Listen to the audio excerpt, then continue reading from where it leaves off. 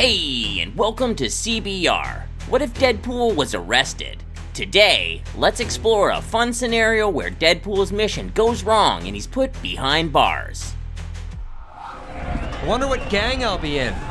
As a mercenary, Deadpool is hired to do all kinds of jobs, but more often than not, he needs to take down high-profile targets. This time, without a question, he takes on a job to kill the New York City mayor. Leaving a massive trail of collateral damage, he storms into the New York City Hall and finds his way to the heavily guarded door of the mayor's office. The mayor is here.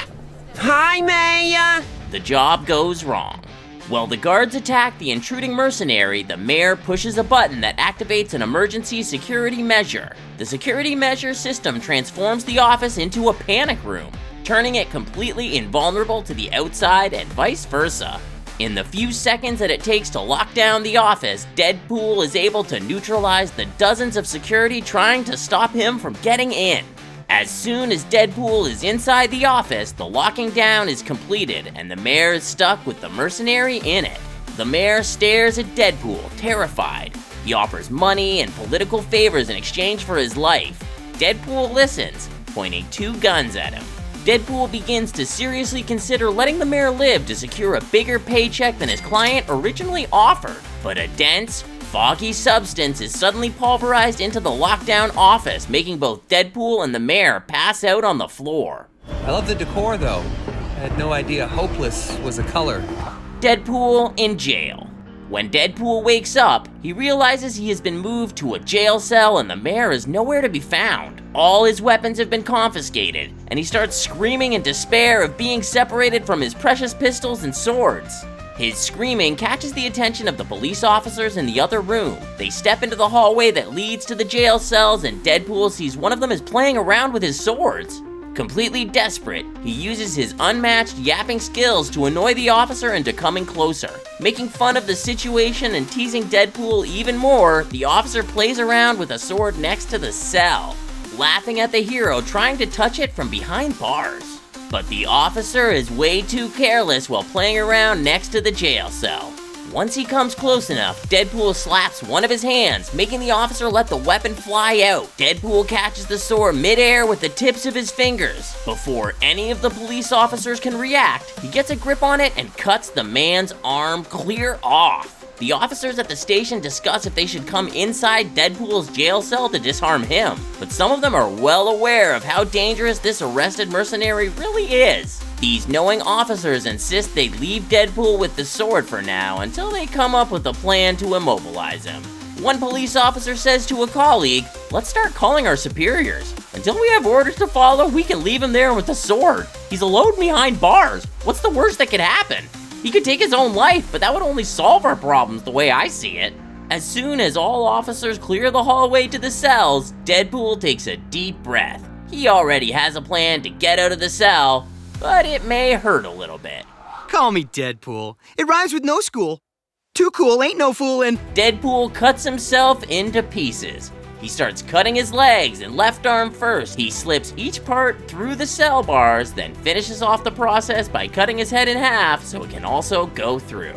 His body parts slowly regrow outside the cell. Once his body parts reassemble, he reaches for the right arm, still stuck inside, holding the sword. To sneak into the evidence room and retrieve his weapons, Deadpool needs to quietly take down the clerk at the door. With the one sword he already has, he cuts the clerk's throat while holding his mouth shut with his other hand. Inside the evidence room, he gets distracted by the collection of confiscated items. He tries on different clothes, substances, and even a random flamethrower he finds at the bottom of a cardboard box. But when he hears officers finding the body of the clerk he just murdered, Deadpool snaps back into reality and gets his belongings. Now fully armed again, he storms out of the police station, leaving a trail of blood behind him coming from the bodies of all officers who tried stopping him. Back to his mission, Deadpool receives a threatening call from his client about not finishing the job. He learns from the client that the mayor is currently in a safe house outside the city. With the coordinates, Deadpool heads to the safe house. When he is close enough to the location, he uses the flamethrower he has found in the evidence room earlier to cause a forest fire near the house. Oh, Oh, this isn't Gilbert's. I am so sorry. Part of the hired security runs out of the house to deal with the fire. When going up the front steps, he uses his swords to cut off the arms of every guard holding guns up at him. Then, he kicks open the front door. While the security guards run outside without their arms in total desperation, Deadpool starts looking for the mayor. Inside the safe house, there is a small, one-person panic room. The mayor is clearly already inside it, as he can't be found anywhere else in the house. Deadpool tries several ways to open up the tiny panic room, until he has a great idea. Heat up the inside with his flamethrower. He starts making turns around it with the flames, heating it up from all sides. The mayor starts feeling the heat. He takes off his tie and opens up his shirt, but that's not enough. He can barely breathe, and realizes he may die from the heat if he doesn't get out. Back outside the safe house, which was a log cabin, has already been burned to the ground from the flames Deadpool used against the panic room.